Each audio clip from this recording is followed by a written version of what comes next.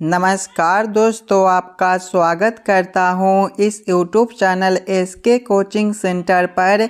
दोस्तों, आज हम लोग रीजनिंग के पार्ट नंबर 10 को देखने वाले हैं और इस वाले पार्ट के अंदर हम लोग रीजनिंग के 10 अलग अलग प्रकार के इम्पोर्टेंट प्रश्न को देखेंगे जो कि आपको आने वाले आगामी सभी परीक्षाओं के लिए काफ़ी महत्वपूर्ण होने वाला है। और दोस्तों, इस सभी प्रश्न को हम लोग एकदम शॉर्ट ट्रिक के साथ सॉल्व करेंगे, तो वीडियो में आप लोग हमारे साथ अंत तक ज़रूर बने रहिएगा और इस सभी प्रश्न को पहले आप लोग खुद से ज़रूर सॉल्व करने की कोशिश कीजिएगा। चलिए हम लोग 1 नंबर क्वेश्चन की ओर चलते हैं। ये रहा क्वेश्चन नंबर 1। क्वेश्चन नंबर 1 आपको कह रहा है नीचे दिए गए प्रश्न में संबंधित शब्द को चुनिए। संबंधित शब्द चुनने के लिए बोला जा रहा है जिस प्रकार से रविवार का संबंध गुरुवार के साथ है, उसी प्रकार से हम लोगों से पूछा जा रहा है बुधवार का संबंध कौन सा शब्द के साथ होगा जो इस वाले क्वेश्चन मार्क पर भरे जाएंगे। अगर आप लोग ध्यान से देखिएगा तो सबसे पहले रविवार से गुरुवार लिखा हुआ है। दोस्तों, रविवार से गुरुवार किस प्रकार से लिखा हुआ है पहले आप लोग ये समझने की कोशिश कीजिएगा। अगर सबसे पहले हम लोग रविवार दिन में 4 दिन जोड़ देते हैं तो हमारा गुरुवार दिन बनता है। उसी प्रकार से आगे बुधवार दिन दिया गया है तो इसमें भी हम लोग क्या करेंगे, 4 दिन जोड़ेंगे। जब हम लोग बुधवार प्लस 4 दिन करेंगे तो हमारा जो है रविवार दिन बनेगा। रविवार कौन सा ऑप्शन में दिया गया है, तो रविवार जो है आपका ऑप्शन नंबर ए में दिया गया है जो कि हमारा सही उत्तर बनता है। चलिए अगले प्रश्न की ओर हम लोग चलेंगे, क्वेश्चन नंबर 2 की ओर। ये रहा क्वेश्चन नंबर 2। क्वेश्चन नंबर 2 आपको कह रहा है नीचे दिए गए प्रश्न में संबंधित संख्या को चुनिए। इस बार आपको संबंधित संख्या चुनने के लिए बोला जा रहा है जिस प्रकार से 23 का संबंध 72 के साथ है, उसी प्रकार से हम लोगों से पूछा जा रहा है 38 का संबंध कौन सा संख्या के साथ होगा जो इस वाले क्वेश्चन मार्क पर भरे जाएंगे। दोस्तों, सबसे पहले हम लोगों को क्या करना है, तो 23 से 72 लाना है। अगर सबसे पहले हम लोग 23 गुना 3 करते हैं तो 23 गुना 3 हमारा कितना हो जाएगा, 69 हो जाएगा। और अगर हम लोग 69 में 3 ऊपर से ऐड कर देते हैं तो हमारा 72 बनता है। यही सेम हम लोग आगे करेंगे। आगे संख्या 38 दिया गया है तो हम लोग पहले 38 गुना 3 करेंगे। 38 गुना 3 जो है हमारा 114 बनेगा और 114 में जब हम लोग 3 ऊपर से ऐड करेंगे तो हमारा 117 हो जाएगा। 117 ऑप्शन नंबर बी में दिया गया है जो कि हमारा सही उत्तर बनता है। इस वाले क्वेश्चन मार्क पर आपका 117 भरा जाएगा। क्लियर है। चलिए अगले प्रश्न की ओर हम लोग चलेंगे, क्वेश्चन नंबर 3 की ओर। ये रहा क्वेश्चन नंबर 3। क्वेश्चन नंबर 3 आपको कह रहा है दी गई आकृति में कितने त्रिभुज है। इस वाले आकृति के अंदर टोटल कितना ट्रायंगल त्रिभुज बनता है ये हम लोगों से पूछ रहा है।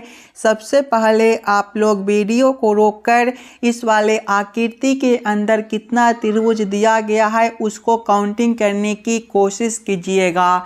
अगर आप लोग ध्यान से देखिएगा तो पहला त्रिभुज ए बनता है, दूसरा त्रिभुज ए हो जाएगा, तीसरा ए बनेगा, चौथा त्रिभुज ए बन जाएगा, पांचवा ए बनता है, छठा त्रिभुज ए हो जाएगा, सातवां ए बनेगा।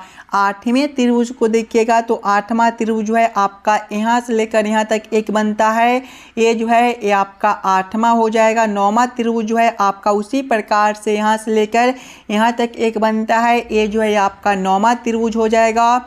और 10वें त्रिभुज को देखिएगा तो 10वां जो है आपका यहाँ से लेकर यहाँ तक एक बनता है, ये आपका 10वां त्रिभुज हो जाएगा। और एक त्रिभुज आपके सबसे बड़े वाले यानी कि यहाँ से लेकर यहाँ तक ही बनता है, ये आपका 11वां हो जाएगा।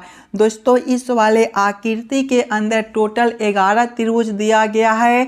11 ऑप्शन नंबर बी में दिया गया है, जो कि हमारा सही उत्तर बनता है। चलिए अगले प्रश्न की ओर हम लोग चलेंगे, क्वेश्चन नंबर 4 की ओर।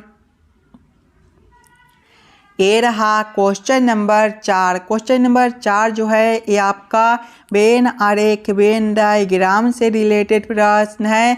सृष्टि, तारे और सूर्य का किस प्रकार से वेन आरेख वेन डायग्राम बनेगा, ये हम लोगों से पूछ रहा है। अगर आप लोग ध्यान से देखिएगा तो सृष्टि के अंदर जो है आपके तारे होते हैं और तारे के अंदर सूर्य है।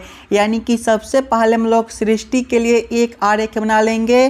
सृष्टि के अंदर हम लोग तारे को रखेंगे और तारे के अंदर सूर्य को। इस प्रकार का वेन आरेख Venn diagram option number B में दिया गया है, जो कि हमारा सही उत्तर बनता है। चलिए अगले प्रश्न की ओर हम लोग चलेंगे, क्वेश्चन नंबर 5 की ओर। ये रहा क्वेश्चन नंबर 5। क्वेश्चन नंबर 5 आपको कार्य है नीचे दिए गए श्रृंखला को पूरा करें।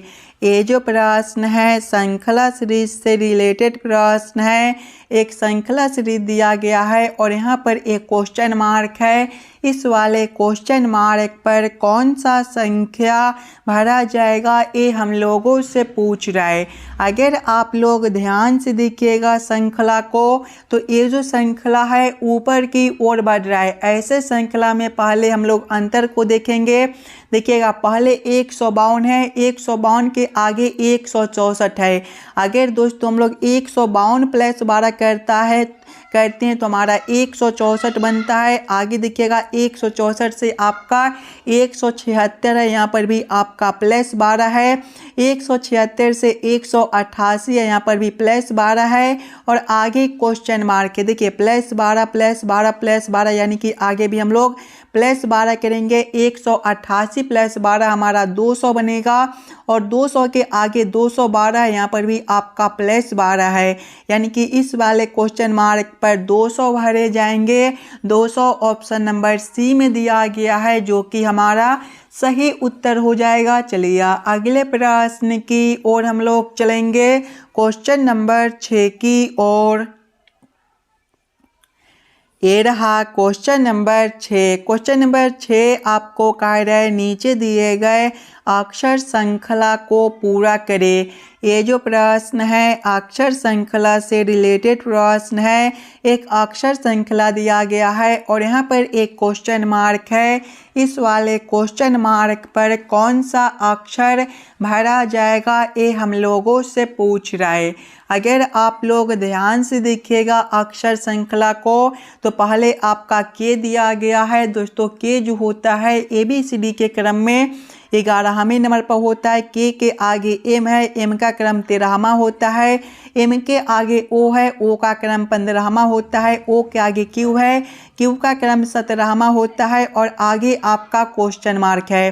ध्यान से देखिएगा तो 11 के आगे 13 है, +2 है। 13 के आगे 15 है, +2 है। 15 के आगे 17 है, +2, यानी कि आगे भी हम लोग +2 करेंगे। दोस्तों 17 + 2 हमारा 19 बनेगा। और ABCD के क्रम में 19वें नंबर पर जो है आपका S होता है। यानी कि इस वाले क्वेश्चन मार्क पर आपका S भरा जाएगा। S ऑप्शन नंबर सी में दिया गया है, जो कि हमारा सही उत्तर बनता है। चलिए अगले प्रश्न की ओर हम लोग चलेंगे, क्वेश्चन नंबर 7 की ओर। क्वेश्चन नंबर 7 आपको कार्य है नीचे दिए गए आकृति श्रृंखला को पूरा करें। ये जो प्रश्न है आकृति श्रृंखला से रिलेटेड प्रश्न है। यहाँ पर एक प्रश्न आकृति दिया गया है और यहाँ पर एक क्वेश्चन मार्क है। इस वाले क्वेश्चन मार्क पर कौन सा आकृति भरा जाएगा, ये हम लोगों से पूछ रहा है। सबसे पहले आप लोग ये समझने की कोशिश कीजिएगा ये सभी आकृति आपस में किस प्रकार से संबंधित है। इसी प्रकार के संबंधित अगला आकृति कौन सा बनेगा जो इस वाले क्वेश्चन मार्क पर भरे जाएंगे।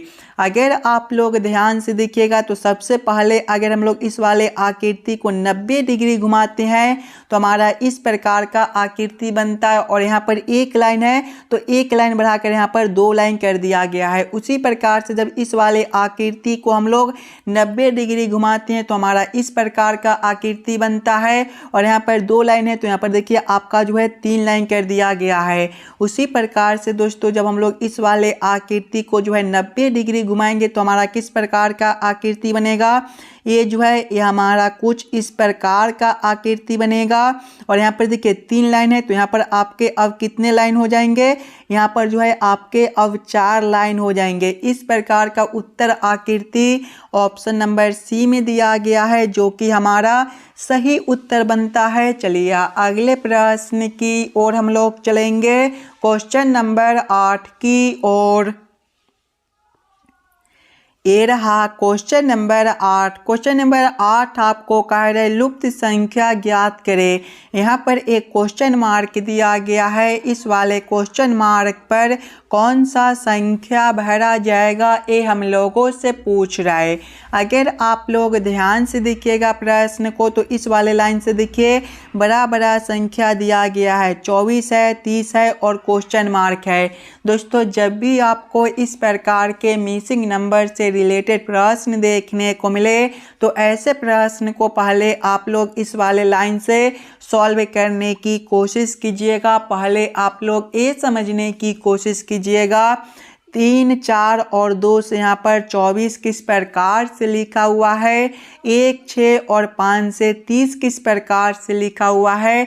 उसी प्रकार से आप लोग सोचिएगा 8, 9 और 2 से कौन सा संख्या बनेगा जो इस वाले क्वेश्चन मार्क पर भरे जाएंगे। एकदम आसान सा प्रश्न है। अगर सबसे पहले हम लोग ये तीनों संख्या को आपस में गुना करते हैं तो 3 गुना 4 12 हो जाएगा, 12 गुना 2 करने पर 24, 24 आपका नीचे दिया गया है। यही सेम आगे करेंगे, यहाँ पर भी तीनों संख्या को आपस में गुना करेंगे, 1 गुना 6 हमारा 6 हो जाएगा और 6 गुना 5 30, आगे जो है नीचे आपका 30 दिया गया है। यही सेम अब हम लोग आगे करेंगे, ये तीनों संख्या को भी आपस में गुना कर लेंगे, 8 गुना 9 72 हो जाएगा और 72 गुना 2 आपका 144, यानी कि इस वाले क्वेश्चन मार्क पर आपका 144 भरा जाएगा। 144 ऑप्शन नंबर सी में दिया गया है जो कि हमारा सही उत्तर बनता है। चलिए अगले प्रश्न की ओर हम लोग चलेंगे, क्वेश्चन नंबर 9 की ओर। ये रहा क्वेश्चन नंबर 9। क्वेश्चन नंबर 9 आपको कह रहा है MN का भाई है और BN का भाई है, इसी प्रकार MD का भाई है किंतु ND का भाई नहीं है, N का D से संबंध बताइए। ये जो प्रश्न है ये आपका ब्लड रिलेशन से रिलेटेड प्रश्न है और इस प्रकार के प्रश्न आपको सभी एग्जाम में बार बार पूछे जाते हैं। तो पहले आप लोग प्रश्न को ध्यान से पढ़िएगा और इस वाले प्रश्न को खुद से ज़रूर सॉल्व करने की कोशिश कीजिएगा। देखिए प्रश्न पहले आपको कह रहा है MN का भाई है। दोस्तों भाई जो होता है एक ही पीढ़ी का होता है, यानी कि M के सामने हम लोग किसको रखेंगे तो N को रखेंगे। क्या रिश्ता है, भाई का है, तो आप लोग यहाँ पर भाई भी लिख लीजिएगा। आगे प्रश्न को पढ़िएगा। आगे प्रश्न आपको कह रहा है BN का भाई है, भाई एक ही पीढ़ी का होता है, यानी कि N के सामने हम लोग B को भी रखेंगे। क्या रिश्ता है, भाई का है, तो आप लोग यहाँ पर भाई भी लिख लीजिएगा। आगे प्रश्न को पढ़िएगा। आगे प्रश्न आपको कह रहा है इसी प्रकार MD का भाई है, M जो है D का भाई है यानी कि एक ही पीढ़ी का है, यानी कि ये दोनों को भी हम लोग सामने सामने रखेंगे, M के सामने D को रखेंगे। क्या रिश्ता है, भाई का है, तो आप लोग यहाँ पर भाई भी लिख लीजिएगा। आगे प्रश्न को पढ़िएगा। आगे प्रश्न आपको कह रहा है किंतु ND का भाई नहीं है, N जो है वो D का भाई नहीं। देखिए ये दोनों जो है ये भाई नहीं है, यानी कि ये दोनों क्या होगा, देखिए M का भाई कौन है, एन का भाई कौन है, एम है, और एम का भाई कौन है, डी है, और एन का जो भाई है वो डी नहीं है, यानी कि यहाँ पर जो रिश्ता बनता है वो बहन का बनता है, यानी कि डी जो है वो आपका एन का बहन है। आगे प्रश्न को पढ़िएगा, एन का डी से क्या संबंध है, तो एन का जो डी से संबंध है वो बहन का संबंध है। बहन ऑप्शन नंबर सी में दिया गया है, जो कि हमारा सही उत्तर बनता है। चलिए अगले प्रश्न की ओर हम लोग चलेंगे, क्वेश्चन नंबर 10 की ओर। ये रहा क्वेश्चन नंबर 10। क्वेश्चन नंबर 10 से आपको कह रहा है एक विमान पश्चिम की ओर 100 किलोमीटर तक उड़ता है, फिर यह दक्षिण की ओर मुड़ जाता है और 150 किलोमीटर तक उड़ता है, फिर यह पश्चिम की ओर मुड़ जाता है और 300 किलोमीटर तक उड़ता है, फिर यह अपनी दाईं ओर मुड़ता है और 150 किलोमीटर तक उड़ता है। वह अपने प्रारंभिक स्थिति से अब कहाँ है, ये हम लोगों से पूछ रहा है। जब भी आपको इस प्रकार के प्रश्न देखने को मिले तो सबसे पहले आप लोग ये याद कर लीजिएगा, दिशा में जो होता है वो आपका देखिए पूर्व ए वाला दिशा होता है, पश्चिम आपका ए वाला दिशा होता है, उत्तर आपका ऊपर की ओर होता है और दक्षिण आपका नीचे की ओर। अब आप लोग प्रश्न को ध्यान से पढ़िएगा और समझने की कोशिश कीजिएगा। देखिए प्रश्न पहले आपको कह रहा है एक विमान पश्चिम की ओर 100 किलोमीटर तक उड़ता है। पश्चिम कौन सा दिशा है, तो पश्चिम आपका ए वाला दिशा, यानी कि विमान जो है पहले ए वाला दिशा में 100 किलोमीटर तक उड़ता है। आगे प्रश्न को पढ़िएगा, फिर यह दक्षिण की ओर मुड़ जाता है और 150 किलोमीटर तक उड़ता है।